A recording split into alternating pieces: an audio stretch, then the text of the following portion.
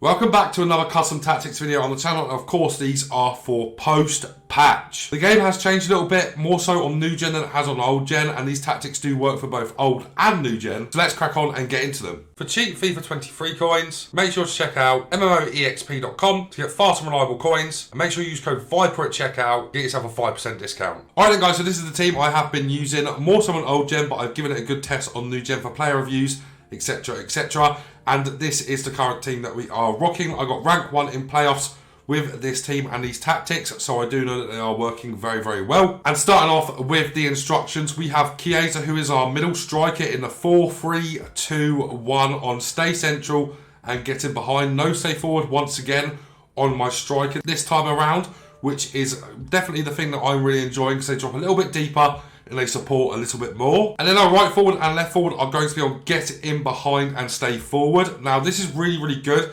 especially if you have a striker that's a really good deep line playmaker. So somebody that's really good at passing is going to be crucial in this striker role to be able to lay off the passes to Lundberg and to JJ Okocha, who are both on get in behind and stay forward, whilst Chiesa, who is the striker, is set to drop a little bit deeper with no stay forward, still on stay central and get in behind, but allowed to drop a little bit deeper to thread the balls through to your right forward and left forward, which I have found to work an absolute treat on this game. The great thing about the 4-3-2-1 is the ability to have three midfielders and really overload the midfield and beat out a lot of people on the opposition side. So if you're playing against a 4-2-3-1, if you're playing against a 4-2-2-2, you're going to end up dominating the midfield and have an extra man in the midfield, which is really good to find an extra pass, which is really good to defend better and able to just dominate a midfield. My midfield's a little bit all over the place here, with De Bruyne and Hidetoshi Nakata not being very, very good in terms of defensive attributes, but are really good at shooting and going forward.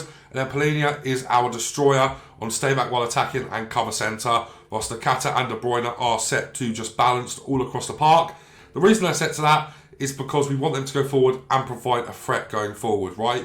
So they get into that little bit more advanced position. They're able to thread the balls through once again to Lundberg and to JJ Okocha and find that ball into Chiesa if need be as well. But they're there to provide an attacking threat, which kind of leaves you with your one DM and is Polina in this case, and he's there to destroy and to help you out when you do get overloaded in the midfield, which will only be against like a 4-1-2-1-2 narrow, which you might get overloaded. So just be wary of that. Be very, very careful on what formations you're playing against to use this formation correctly. And then guys, for our two fullbacks, I've actually got these two on stay back while attacking, but once again, I do use them in an attacking sense as well. I do use them going forward. They're not as good going forward now due to the fact Travellas have been nerfed on players that don't have outside foot shots, so they're not as viable going forward anymore for me, but I do still really like them, and they are still very viable going forward. I just don't put them on attacking fullbacks nearly as much, only if I'm completely dominating the game.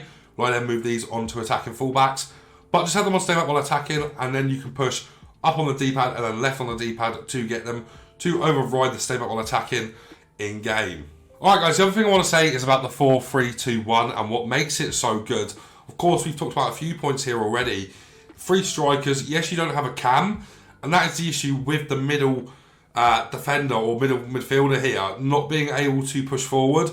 They're meant to be the CDM in that middle role. If you wanted to try maybe putting your cam kind of player in the Polina role or the middle centre mid role in the 4-3-2-1, you certainly could, and have them to get forward to kind of initiate that kind of middle player being like the more of the cam role. You can do that, and you could use like a JJ Okocha there, you could use somebody like that there, but it basically sets up then as like a 4-2-3-1, just a bit more narrow. And the thing I like about this formation is it's very, very narrow as well. It sets up very similar to the 4-1-2-1-2 narrow, but your players are a bit wider when you're attacking. So it does still play somewhat similar to the 4-1-2-1-2 narrow, just a little bit more compact, and you've got the same amount as midfielders, basically. You just don't have the tip of the diamond, but you have everything else in the midfield. So it does set up very, very similar, but the tactics do make this formation work a little bit better than the 4-1-2-1-2 narrow, in my personal opinion. Alright guys, so as we cross over into the tactics for the 4-3-2-1, you're going to notice something quite strange here for me. It's quite balanced. First of all, the defensive style is on balance. I still do really like press after possession loss, but after this patch, especially on new gen, I feel like you have to be a bit more careful with how aggressive you are, because it's quite easy to pick opponents apart now with over-the-top balls, and just easy to get through opponents now. You know, left stick dribbling is kind of ish a little bit back on new gen. On old gen, it's always been there, but balance definitely works the best of both worlds on both gens right now, in my opinion. 50 width, you don't want to be too compact, you don't want to be too wide, you don't want to get done down either side there. So having this on 50 will give you the best opportunity. Now guys, if you're on new gen, you're going to want to drop your depth below the 75 now, because of lengthy getting hit, or not even lengthy getting nerfed, but explosive players getting buffed. You're going to want to be really, really careful with where you put your depth now, because most of your centre backs are going to be lengthy and they're going to get destroyed by the explosive players now. So dropping this down to 55 or even lower, going to 45 or 50 or 40, sorry, is going to help you out a lot more. Don't have this too high anymore, because you're going to get done with the explosive players against the lengthy players. You know, I've got Virgil van Dijk and Bremer. Virgil van Dijk gets toasted by the likes of Vinicius Junior now, Lundberg, Kocha, Mbappe gets absolutely sent shopping by these cards. So make sure you have this a little bit lower now and you won't get hit that hard. For old gen, if you want to drop this to like 60, you can. It still works the exact same way as it did for before, but on new gen you have to be very, very, very careful with where your depth is now. So 55 as a high point, I would say, and then 45 as a low point right now, in my opinion, guys. Balance to build up play, guys, because fast build up, whilst it is really good, does not work in this formation from my experience. It's too hard to find the right passes. This formation does give you a lot of passing options, but once you're in fast build up, it's really hard to find the kind of connecting pass from the midfield into the front three, right? So be very, very, very careful with what you're picking here as well. Long ball is quite good in the 4-3-2-1, but I really like balance. You know, sometimes you get the fast build up where it's going to work on a counter attack. Sometimes you get the long ball, sometimes you get the slow build up, which is what you want as well. You don't want to be playing fast build up in this formation. It's not as counter attacking as a 4-1-2-1-2 narrow. It's a bit more balanced, kind of like a more aggressive, more attacking version of a 4-2-3-1 almost. But then also with this formation, it's very unique because you've got the three midfielders, which do really help this formation. Chance creation is on direct passing. I still think this is the best even after the patch. Works really, really well. Definitely put this on. It's definitely the best you can have in terms of chance creation at the moment. And then width is a little bit lower once again because this is a narrow formation. We've got this width on 40 here. Players in the box is on 6. As per usual, we always like to have that on 6. Corners and free kicks have not changed for me.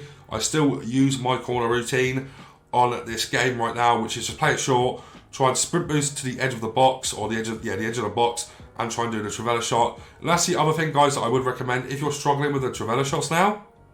Try and get players, guys, that have the outside of the foot shot. So we've got Chiesa, who's got the outside foot shot. We have got De Bruyne, who's also got the outside foot shot. I don't think Nakata has it.